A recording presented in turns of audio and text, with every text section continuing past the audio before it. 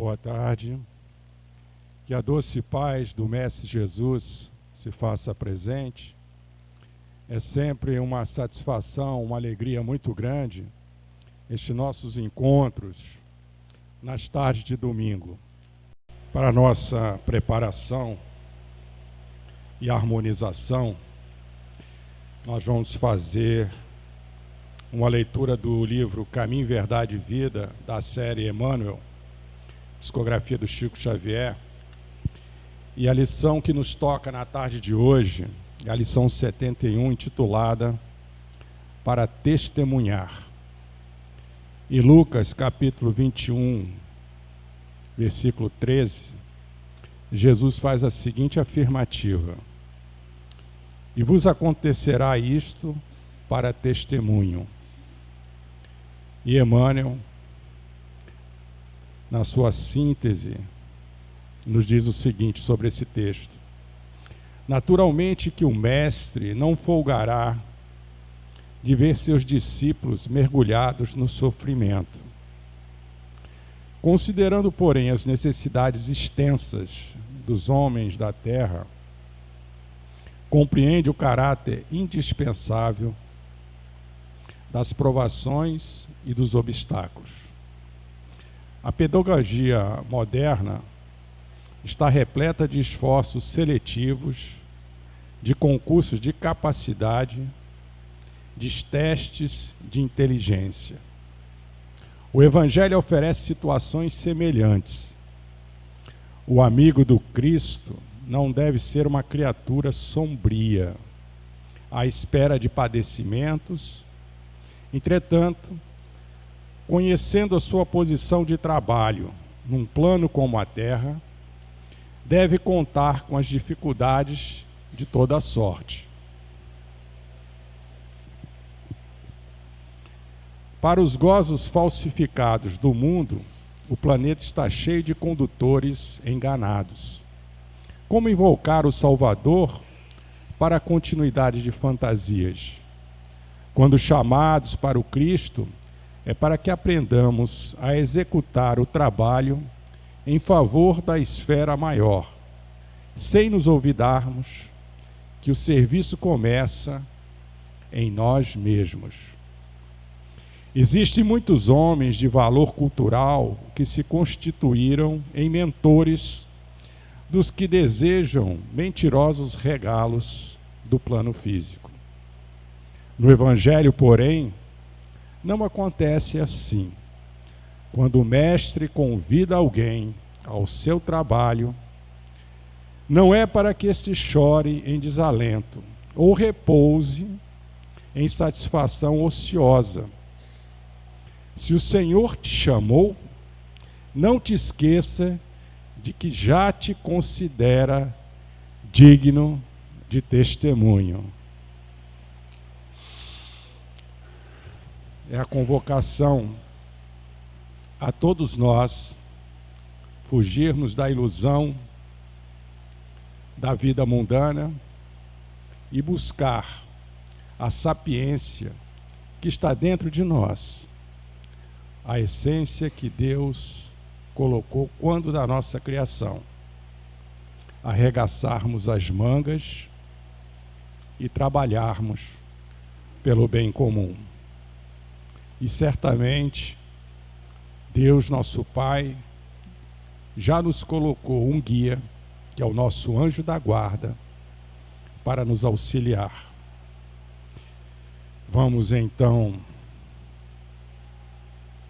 dar início aos nossos trabalhos, fazendo a nossa prece de abertura, unindo os nossos corações, as nossas mentes, e agradecendo pelo acolhimento que aqui temos na casa de Moacir, mentor amado e querido, que nos proporciona dentro desse hospital, dentro desta casa de amor, de caridade, as oportunidades que tanto necessitamos para os refrigérios das nossas almas, das nossas dificuldades íntimas, onde aqui abordamos e estudamos, à luz da doutrina dos Espíritos, o Evangelho do Mestre Jesus.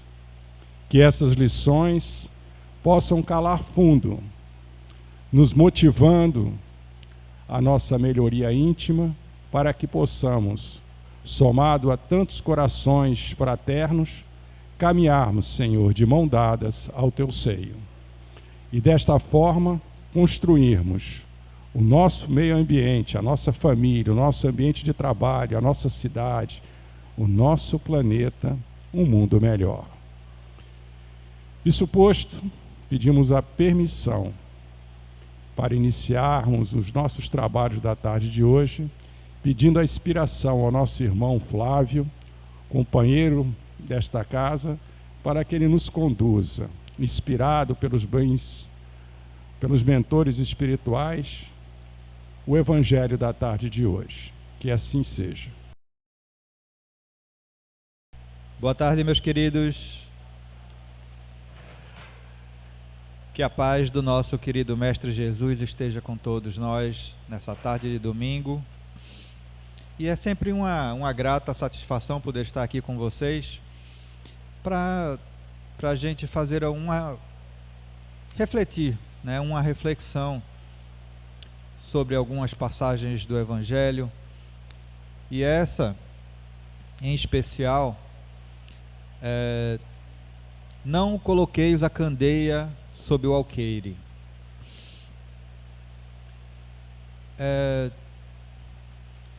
Essa passagem,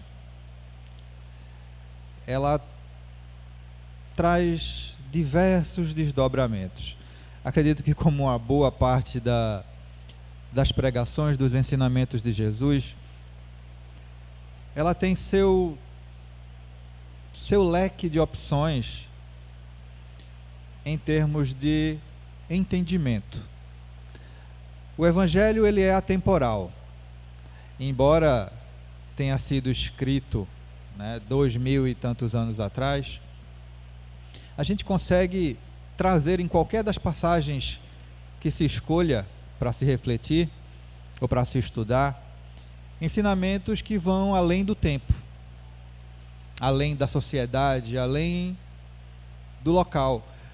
Porque se nós fizermos uma pequena reflexão a respeito do momento em que foi escrito e por quem foi escrito, as pessoas viviam em uma sociedade totalmente diferente da nossa.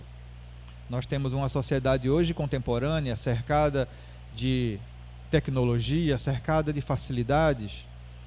Então, você pegar um escrito de uma sociedade antiga, onde tudo era dificuldade, onde as coisas eram extremamente primitivas em relação ao que nós vivemos hoje, e conseguir perceber que peculiaridades e que coisas de tantos anos atrás ainda se repetem e ainda servem para a nossa reflexão e para o nosso entendimento de como se tornar pessoas melhores. Claro que isso só se dá porque foi ensinado e proferido por quem foi. Jesus, co-criador, governador do nosso planeta, não iria fazer algo que fosse momentâneo. Então, tudo que foi dito e tudo que foi ensinado tinha um alvo, um alvo central para a época, mas alcançaria muito mais além, como nos alcançou hoje. Então, quando desse ensinamento a respeito da candeia, todo mundo aqui sabe o que é uma candeia, né? Não? Quem sabe o que é uma candeia aí? Levanta a mão. Ninguém sabe o que é uma candeia. Interessante. Veja que nós estamos no Nordeste, em Pernambuco, né? Aqui existe um bairro chamado Candeias. E por que será que o nome do bairro é Candeias? O que é uma candeia?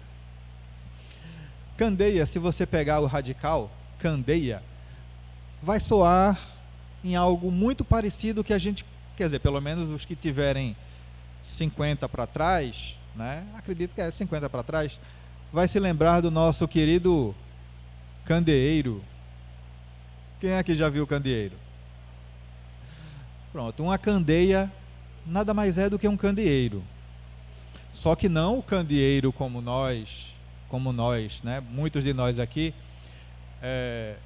tivemos a chance de lidar, né? O daqui já era algo totalmente tecnológico em relação à candeia da época de Jesus. A candeia da qual ele fala tem a mesma função, né? Que é acender. O nosso candeeiro aqui, né? Ele era um instrumento que era feito de vidro, né? Tinha uma parte, um cubo de um recipiente de vidro onde se colocava o combustível, no caso aqui o querosene, né? E tinha uma manga, que a gente chamava de manga, que era uma proteçãozinha de vidro, e um pavio onde você acendia e ele iluminava a casa, iluminava o local, né? Um cheiro muito, muito agradável, né? Acredito. E tudo que aquela chamazinha tocava ficava preto. É uma coisa. Mas nos servia e servia muito. Esse é o candeeiro nosso, que é totalmente esse é tecnológico em relação aos da época de Jesus, que tinha basicamente a mesma característica, né? Era uma vela, só que uma vela em si, ela é feita de sebo, né, ou então de parafina, e ela derrete. No caso da candeia, ela é reaproveitável. No caso do candeeiro também, você completa com óleo, ou então com gás aqui, com querosene, e só troca os pavios quando eles vão se gastando. Lá era a mesma coisa, só que o candeeiro da época de Jesus, ele era feito de barro, né? Era um objeto feito de barro, parecido com uma vasilha, né? Tipo um canecozinho, e lá tinha um pavio, e esse pavio ele era embebido, né, do recipiente era em óleo, no caso, na época de Jesus, o azeite de oliva, né? Que na localidade era bem abundante, mas também não era barato. Então, a candeia, para eles, para a época, era a principal fonte de luz. Imagine um local, aqui quem conhece alguma cidade do interior que não tenha energia elétrica, sabe o que é se viver sem energia elétrica, e naquela época não tinha energia elétrica. Então, a candeia era algo que trazia para as pessoas autonomia. Você tinha como iluminar a sua casa, iluminar o local onde você morava e se locomover à noite, né? Então, por ser feito de barro, era uma peça extremamente frágil, né? Se caísse ao chão, ela quebraria. Então, tinha-se um cuidado ao guardar essa candeia.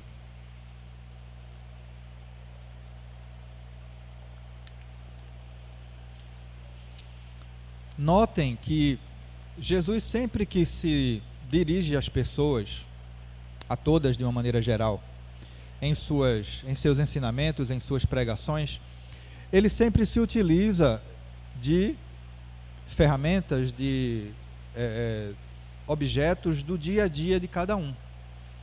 Porque assim fica muito mais fácil você internalizar o ensinamento quando ele é baseado, ele trabalha com algo que você conhece, com algo que lhe traz algum tipo de sentimento, né? No caso da candeia, a candeia tinha esse sentimento de iluminar, de trazer luz à escuridão, de trazer luz às trevas da noite, de auxiliar as pessoas em um determinado horário. Então, era algo, né, que, quando colocado dentro do ensinamento, trazia a pessoa, né, juntamente com o que era ensinado, a reflexão da importância daquele artefato. Aquele artefato agregava valor ao que era ensinado. Então, para nós hoje, falar um pouco sobre candeia fica talvez um pouco vago. Porque a gente perdeu esse sentido ou esse sentimento em relação às coisas simples. Porque a tecnologia, ela nos bate de uma forma trazendo tantas facilidades, ou de forma aparentemente tão fácil, né, que faz com que a gente esqueça das dificuldades, a não ser quando falta energia. Tem uma música de uma banda dos anos 80 ou anos 90, não me recordo bem, Engenheiros do Havaí, que diz o seguinte: toda vez que falta luz, o invisível nos salta aos olhos. E a gente está tão acostumado a ter energia elétrica, ou a estar cercado por luz, que quando as coisas se escurecem na nossa vida, seja no ponto de vista, seja materialmente falando, né? A gente está em casa lá, assistindo televisão, vendo um jogo de futebol, e de repente, apagou a luz.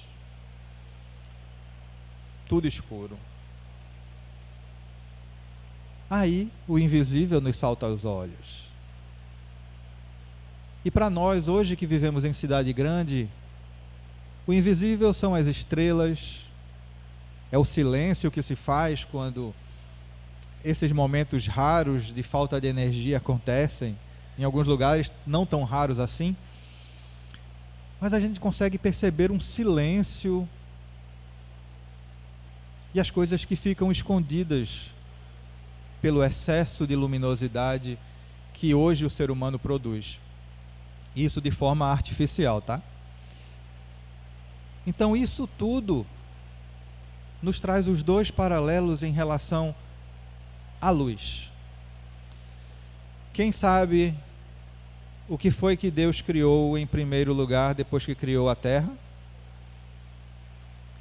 Quem sabe? Alguém?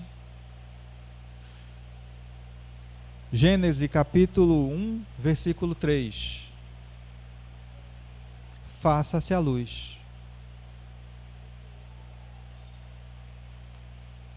E Deus viu que a luz era boa e separou as trevas da luz e chamou a luz de dia e as trevas de noite. Então veja a importância que a luz tem na vida das pessoas. Em várias e várias passagens do Evangelho, o próprio Jesus fala a respeito de luz, que brilhe a vossa luz, vós sois luz. E será que ele estava errado em relação a isso? Será que nós não temos luz própria? Será que essa nossa luz nasceu apagada? Eu acho que o que está faltando é a gente colocar um pouco mais de óleo nessa nossa candeia. Colocar combustível nesse nosso candeeiro para que ele se acenda. E essa advertência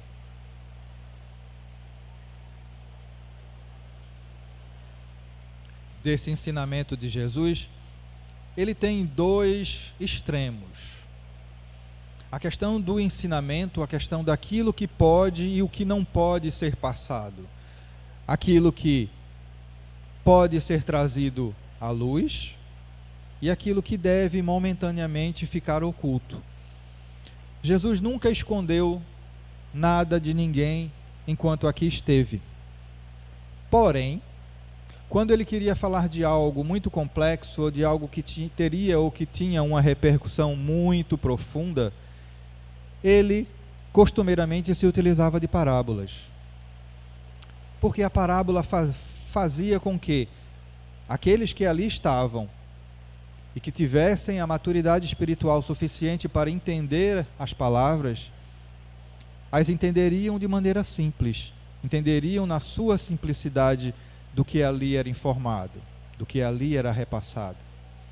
E aqueles que já tivessem uma madureza espiritual maior, conseguiriam entrar mais a fundo naquilo naquele ensinamento propriamente dito. Tanto é que hoje, 2023, 24 anos depois, existem desdobramentos, existem grupos de estudo para estudo, né, das parábolas de Jesus.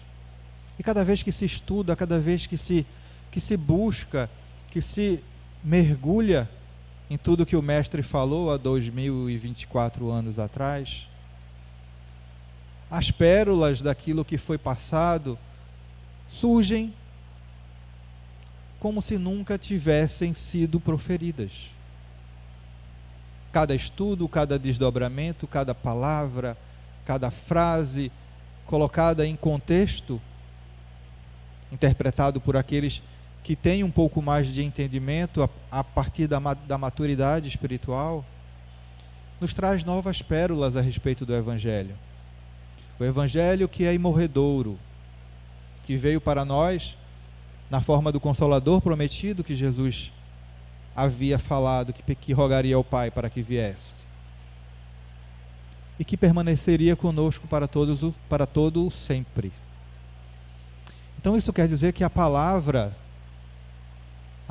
de Deus, a boa nova de Jesus,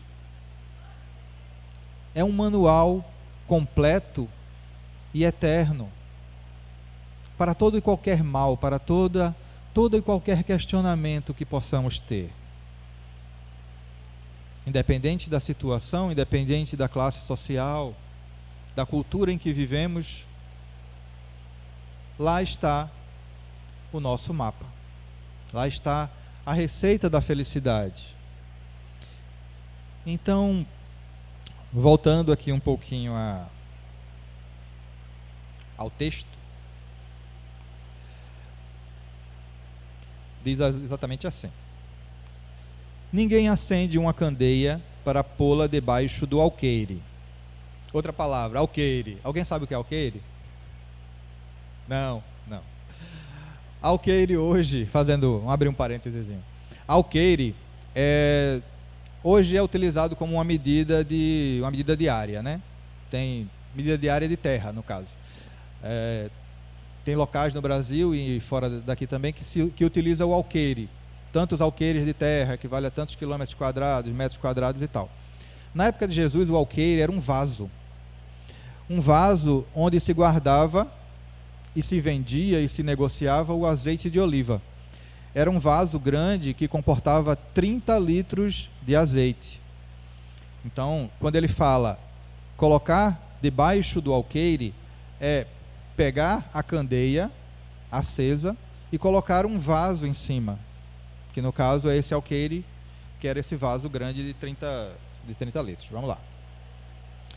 Põe-no ao contrário sobre o candeeiro, a fim de que ilumine todos os que estão na casa.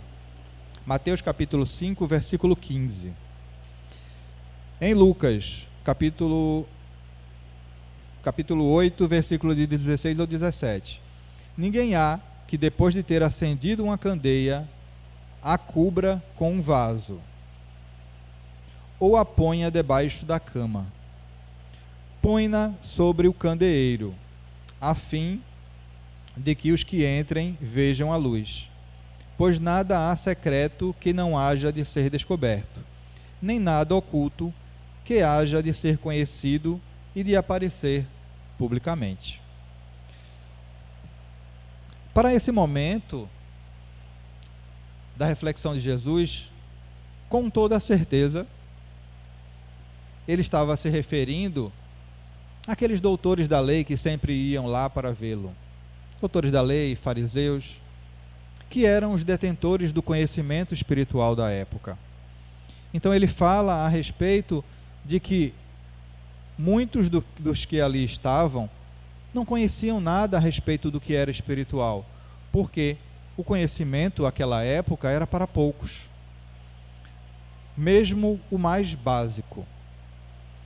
E Jesus veio através dos seus ensinamentos, das suas pregações em praça pública, nas montanhas, na praia, na beira da praia, trazer um pouco desse conhecimento para aqueles mais simples. E não era apenas o conhecimento, era o lenitivo, né? O conhecimento, ele tem o poder de nos tornar livres. Conhecereis a verdade e a verdade vos libertará. Conhecimento é poder.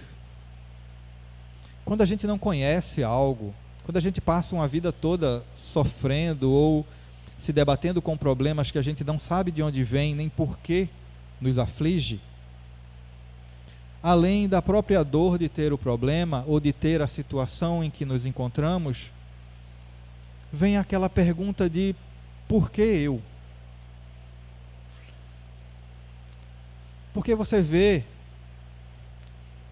tantas pessoas à sua volta que, aos nossos olhos de julgamento, pessoas que não praticam o bem como você pratica ou como nós praticamos, pessoas que muitas vezes nem acreditam em Deus, que são ateias, que professam fés diferentes, que fazem mal ao próximo, que julgam, que praticam o mal e que na teoria, ou aos olhos de quem sofre, nada sofrem. E a primeira pergunta, esse é o primeiro questionamento daquele que sofre. Por que que eu sofro tanto, fazendo tudo aquilo que eu faço, sendo uma pessoa boa, sendo uma pessoa caridosa, cumprindo com as minhas obrigações, enquanto outras pessoas, outros que nada fazem, têm todas as benesses, não têm os problemas financeiros, seja ele de saúde, emocionais que muitos possuem. O princípio da revolta em relação àquilo que se sofre ou àquilo que se passa vem do não conhecimento do porquê. Mais do que as respostas, as perguntas levam o homem muito mais além, muito mais longe. Ter o que perguntar vai fazer sempre com que a humanidade evolua. Aquele que acha que não tem nada mais a aprender, esse já está praticamente morto e não sabe. Porque a vida é um aprendizado constante. A luz que Jesus fala, a luz que deve ser acendida, a luz do intelecto, a luz intelectual também, dos ensinamentos e dos conhecimentos, tanto espirituais quanto dos ensinamentos e do próprio aprendizado, a questão da cultural, né, culta. Se nós pararmos para ver um pouco a história da evolução do ser humano, voltando ainda a falar um pouco sobre a luz, teve um filme que eu assisti há muito tempo atrás, eu acho que faz mais de 30 anos, eu acho, que se chamava A Descoberta do Fogo. Eu não sei se alguém aqui já assistiu. É um filme bem antigo e ele fala sobre os homens primitivos, os homens da época das cavernas, quando eles descobriram o fogo. E mostra, né, aqueles homens todos peludos, moravam em caverna, e quando anoitecia, eles tinham que se esconder dentro das cavernas por conta dos animais que ficavam do lado de fora, só esperando um momento para abocanhar um. E mostra um dia uma tempestade e um raio atinge uma árvore e faz com que ela se incendeie.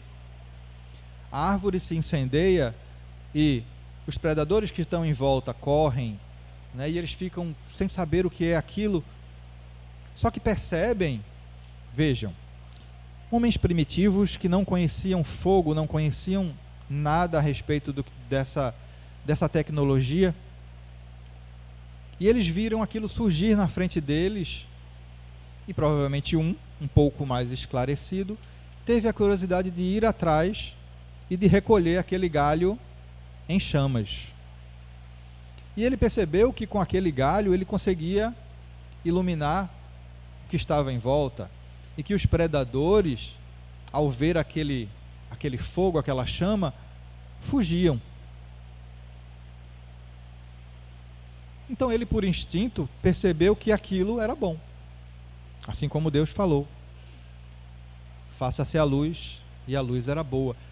Então ele percebeu que com aquela ferramenta ele poderia não só andar durante o dia, mas poderia também se proteger durante a noite.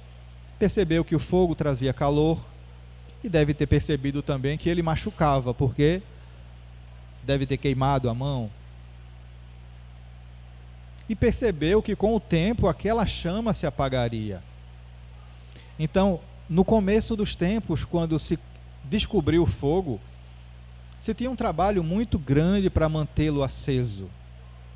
Manter o fogo aceso. Fazer com que o fogo permanecesse. Alguém tinha que ficar de olho para que aquela chama não se apagasse. Então tinha que se fazer uma fogueira, e alguém tinha que ficar de olho lá. Quando estiver apagando, vai lá e bota mais lenha. Foi um aprendizado gradativo, né?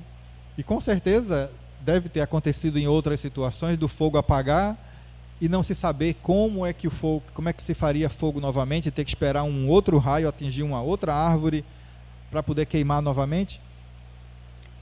E essa necessidade de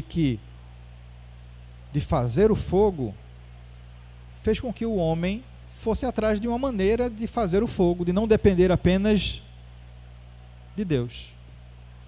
Porque o primeiro fogo foi Deus que deu, através de um raio que bateu em uma árvore seca e fez com que ele entrasse em combustão.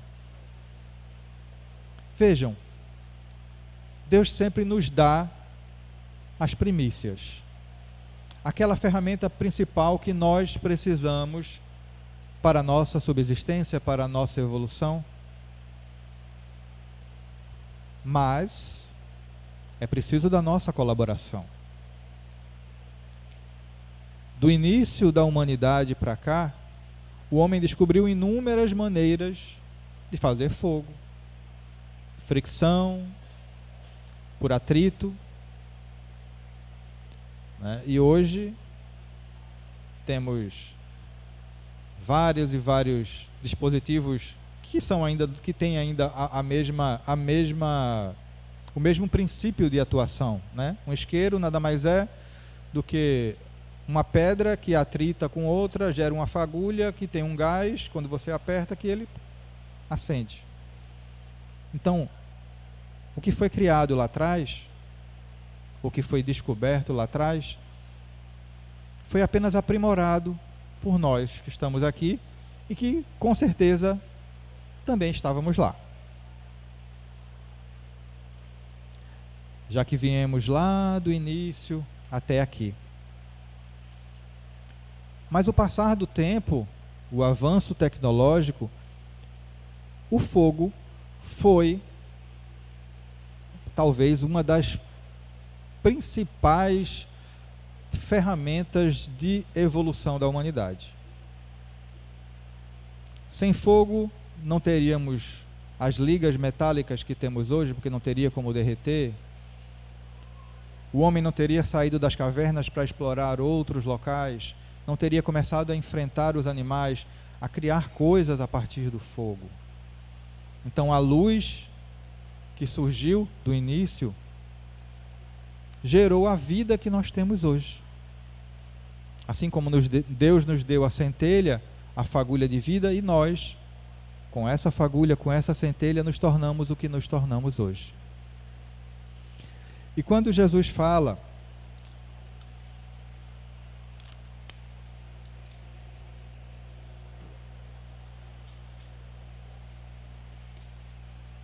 que a candeia não deve ser colocada sobre o alqueire, embaixo do alqueire, e sim em um local que possa iluminar todos que entrem na casa, ele fala a respeito de nós, da nossa luz. A luz que muitas vezes nós deixamos apagada, ou que deixamos apagar pela invigilância. A luz que brilha em nós desde que fomos criados, mas que por tantas e tantas vezes ela é abafada pelos nossos sofrimentos, pelas nossas dores, pelos nossos maus hábitos, pelas nossas inseguranças, pelos nossos medos. Todos esses sentimentos que geram sombras sobre essa luz que o Criador nos deu. Mas Jesus disse: brilhe a vossa luz. E essa luz, ela não é só para nós. Cada vez que nós evoluímos, que utilizamos essa luz para brilhar, nós iluminamos o caminho de outras pessoas. E essa é a função da luz. Não é iluminar apenas um, mas iluminar todos que estão à volta. O conhecimento que se tem não é feito só para si. Ele é para ser compartilhado de forma amorosa, de forma compreensiva com aqueles que não têm tanto entendimento. Pois o entendimento de muitos é diferente. Por sermos seres individuais, pensamentos únicos, seres únicos no universo, com estágios evolutivos diferentes, também temos pensamentos diferentes, maneiras de interpretar as coisas de forma diferente. E nem por isso nos cabe impor ao outro nenhum tipo de certeza ou nenhum tipo de verdade. Cada um tem a sua verdade e tem o seu tempo para aprender, o seu tempo para o entendimento do que pode ser passado, daquilo que lhe convém. Quando a luz é muito forte, o que é que acontece? Muita luz em um ambiente pequeno. Quando a gente vem de carro, naquela estrada que só tem uma mão que vai, uma mão que vem, aí de repente você vem lá e vem aquele farolzão na contramão. A luz é algo muito bom, mas em demasia ela ofusca e pode causar um acidente, principalmente no trânsito. E na vida também. Paulo, principalmente, ainda quando Saulo, no caminho de Damasco, onde ia para prender Ananias, se deparou com a luz que o cegou, que o derrubou do camelo e que fez com que ele ficasse cego. E só quando cego ele enxergou a verdadeira luz. O caso de Paulo, ele é atípico, porque Paulo já tinha um extremo conhecimento da palavra. Ele apenas estava perdido na sua própria escuridão. Ele tinha trazido para si uma escuridão baseada no orgulho, no preconceito, na animosidade, em achar que a verdade que ele abraçava naquele momento era a única verdade que existia. Então, a luz que o cegou serviu unicamente para espantar as trevas que existia dentro do seu coração. E quando a luz do mundo se apagou em seus olhos, ele foi capaz de ver a luz interior que brilhava dentro dele. E foi através dessa luz, a do surgimento, do aparecimento de Jesus à sua frente, e a luz de Paulo, não mais Saulo, que nós temos o cristianismo que nós temos hoje. Paulo foi a luz que brilhou no Oriente e trouxe o Evangelho para o Ocidente. Ele trouxe a luz para que todos nós hoje pudéssemos vê-la, pudéssemos admirá-la, pudéssemos estudar. Aqueles que lá atrás tiveram tanto trabalho em manter essa luz, essa chama acesa, que tiveram tanto trabalho em manter a candeia sempre alta sobre o candeeiro e não embaixo da cama, são os principais responsáveis pelo entendimento que nós temos hoje a respeito do Evangelho. E hoje, muito mais simples de ser entendido à luz da doutrina espírita, onde uma outra figura grandiosa dos nossos tempos atuais, o senhor Allan Kardec, Hippolyte Léon, Denisard Rivail, uma outra candeia que brilhou no nosso mundo e que, acima de tudo, trouxe essa doutrina que hoje nos esclarece, que hoje nos traz as respostas que tanto precisamos para a nossa jornada. Porque acredito que é impossível dizer que, para qualquer um que tenha experimentado, ou que tenha pelo menos se aproximado do Espiritismo um pouco, o Consolador não tenha trazido nenhum tipo de diferencial nas suas vidas.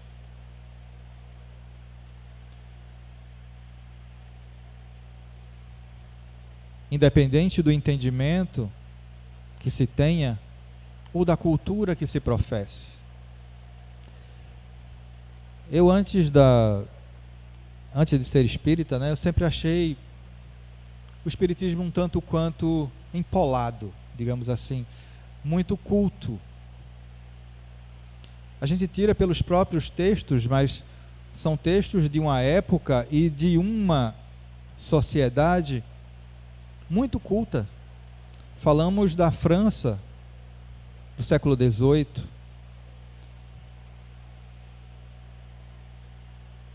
onde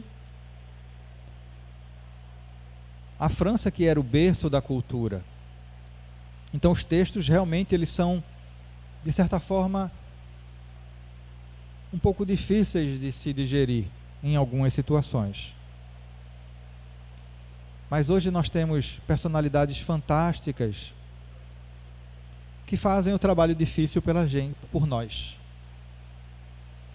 que é o trabalho de degustar, mastigar os textos e trazer para nós aquilo que é relevante, aquilo que faz com que nós compreendamos aquilo que está aqui escrito. Mas o mais fantástico é que esse tipo de trabalho feito hoje em cima dos estudos do Evangelho, eles são coisas muito recentes. E eu conheço pessoas extremamente simples, muitos até analfabetos, que conseguem escutar os textos que estão aqui com todos os seus S's e R's e ter um entendimento magnífico. Por que será?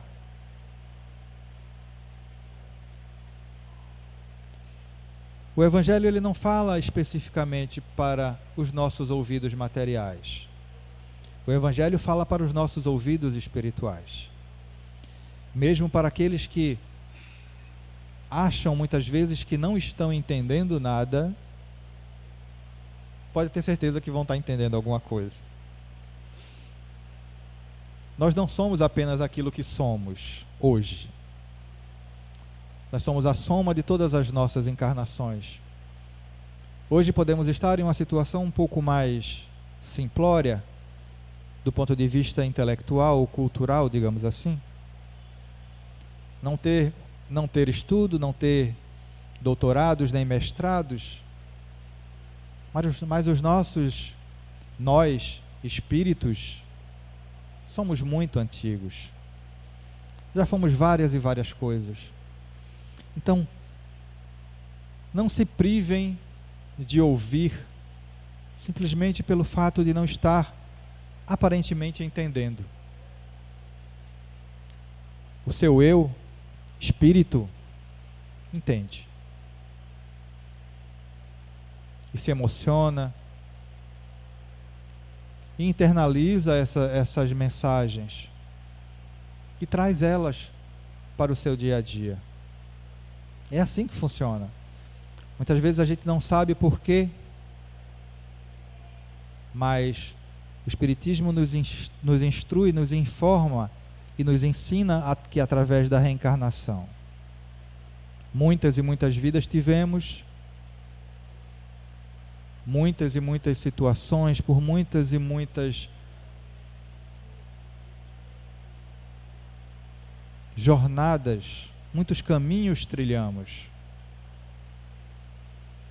Então não se iludam com o que hoje são, ou como hoje estão. Todos temos a nossa luz, todos temos uma maneira de brilhar, todos temos o que ensinar a quem quer que seja.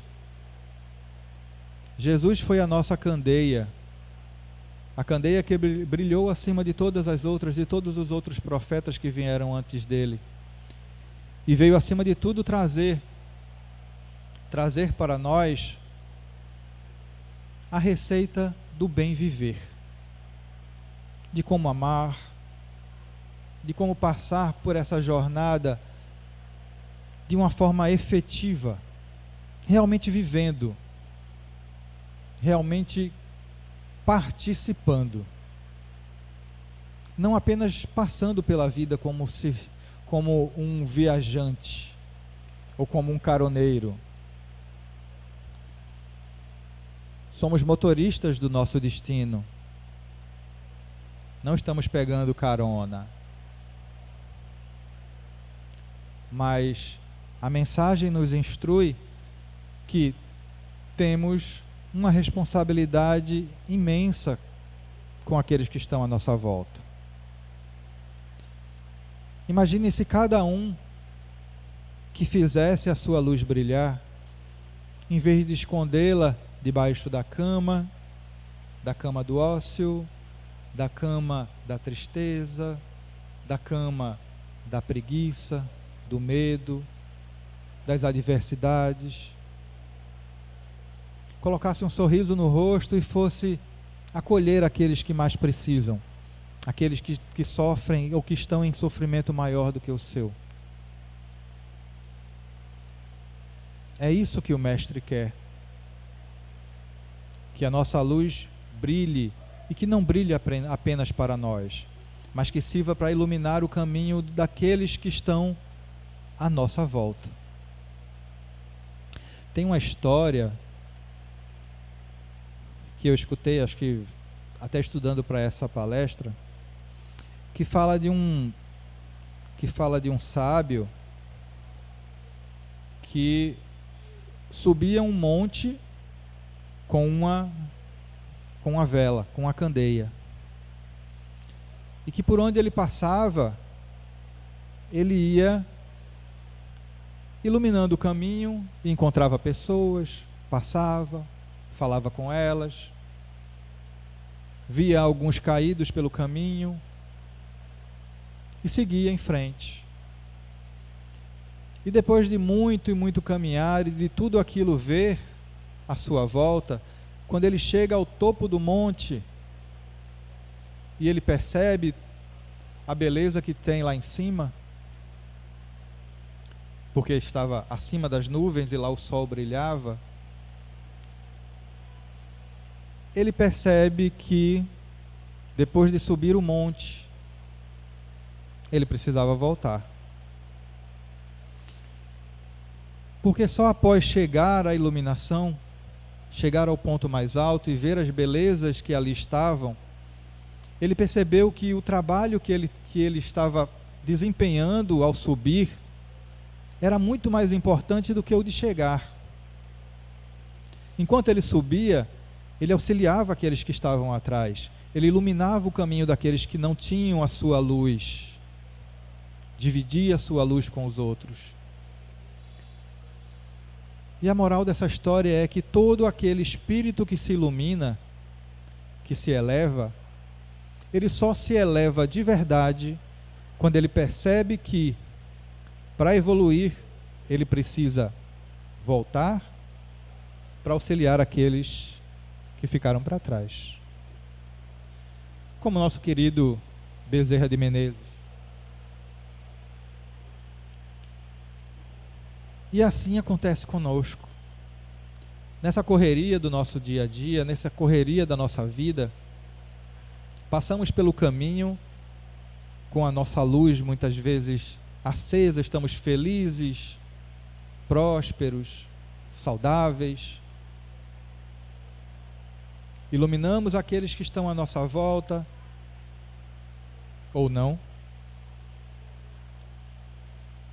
Mas o importante é que iluminemos. É que passemos essa nossa energia, esse bem-estar que muitas vezes nem estamos sentindo, mas que nos forçamos a sentir pelo outro. Muitas vezes estamos mal, tristes, abatidos, mas nos dispomos a ajudar aquele que está pior do que nós. Essa é a missão de qualquer cristão, não só do espírita. O auxílio ao próximo, iluminar o caminho do outro, ser luz na vida do outro. Tem um texto, para finalizar,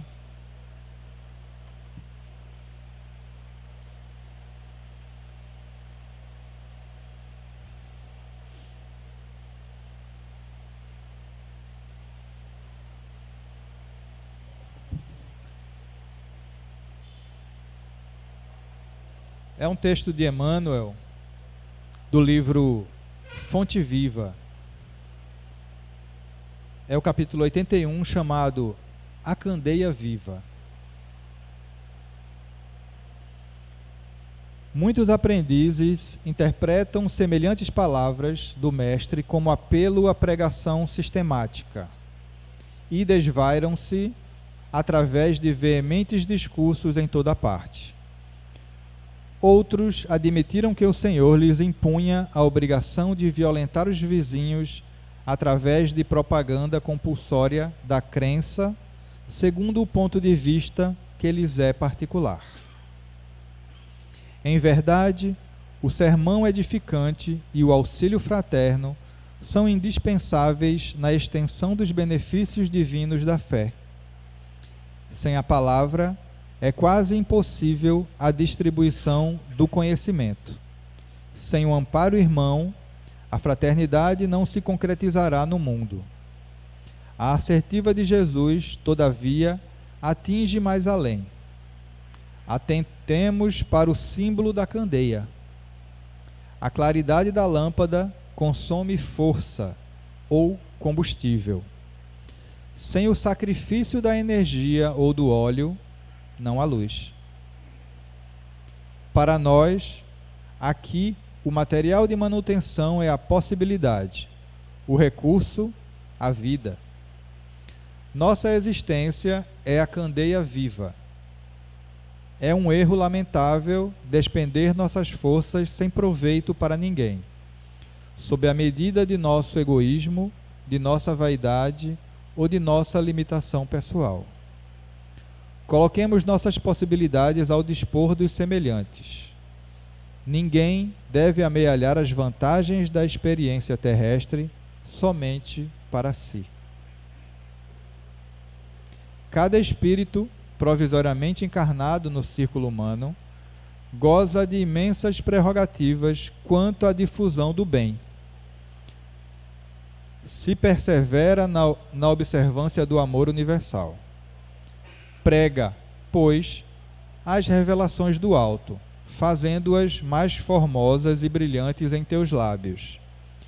Insta com parentes e amigos para que aceitem as verdades imperecíveis, mas não ouvides que a candeia viva da iluminação espiritual é a perfeita imagem de ti mesmo. Transforma as tuas energias em bondade e compreensão redentoras para toda a gente, gastando para isso o óleo da tua boa vontade, na renúncia e no sacrifício, e a tua vida em Cristo passará realmente a brilhar.